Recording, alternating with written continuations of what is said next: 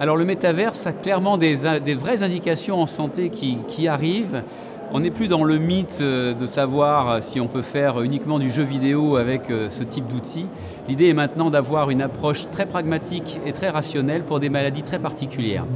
Les meilleures indications du métaverse, et donc essentiellement l'immersion via des casques de réalité virtuelle, tournent autour de l'analgésie, donc tout ce qui concerne la prise en charge de douleurs et l'anticipation de douleurs, notamment liées à des actes comme des biopsies, ça peut aussi être des actes douloureux gynécologiques, des pansements douloureux. Et là, on a des éléments de preuve clinique qui suggèrent qu'on soit au moins aussi efficace que des médicaments, voire plus, car sans toxicité. Ça, c'est la principale indication actuellement. Les suivantes tournent autour de l'anxiété, la prise en charge de l'anxiété, des troubles phobiques. Et on sait que certaines applications autour de la réalité virtuelle font mieux que ce que l'on appelle le face-face, c'est-à-dire la thérapie cognitivo-comportementale avec un professionnel, puisqu'on peut se traiter chez soi grâce à ce type de casque. Et on a montré que quelques séances pouvaient avoir la même efficacité que de longs mois de thérapie. Donc ça, ce sont les premières indications qui sont émergentes.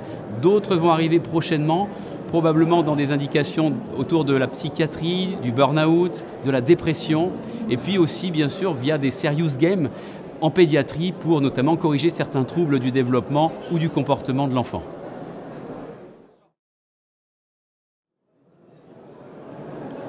Alors c'est vrai que le Covid a fait émerger, voire exploser la télémédecine, essentiellement autour de la téléconsultation, un peu aussi autour de la télésurveillance. La téléconsultation a explosé pour la simple et bonne raison qu'il n'y avait plus d'accès à des médecins à cause de ces problèmes d'isolement liés à la maladie. Et effectivement, on observe une chute du nombre de ces téléconsultations qui reviennent un petit peu au taux d'avant Covid. Par contre, il y a un autre élément en télémédecine qui explose et qui émerge vraiment grâce à des recommandations internationales qui suggèrent que cette forme de télémédecine soit mieux pour les patients que l'absence de télémédecine, c'est la télésurveillance. La télésurveillance, c'est le fait qu'un patient avec une maladie chronique puisse participer à son suivi au travers d'applications dans lesquelles il remplit des symptômes régulièrement pour que l'on détecte du côté médical des effets secondaires des traitements qu'on puisse corriger rapidement, ou bien une récidive, ou bien simplement des complications. Et ça, cette télésurveillance, elle a fait l'objet de 8 études randomisées qui suggèrent un bénéfice en survie globale, en qualité de vie, en réduction des hospitalisations aux urgences, en amélioration de la prise en charge des symptômes. De sorte que nous avons rédigé il y a quelques mois les premières recommandations internationales qui disent que cette télésurveillance doit être proposée aux patients avec un cancer et bientôt en cardiologie, avec les patients en insuffisance cardiaque, du fait de ses bénéfices. Or, il ne suffit pas d'avoir raison en télémédecine. Ce n'est pas parce que c'est plus efficace que ça va être déployé tout cela.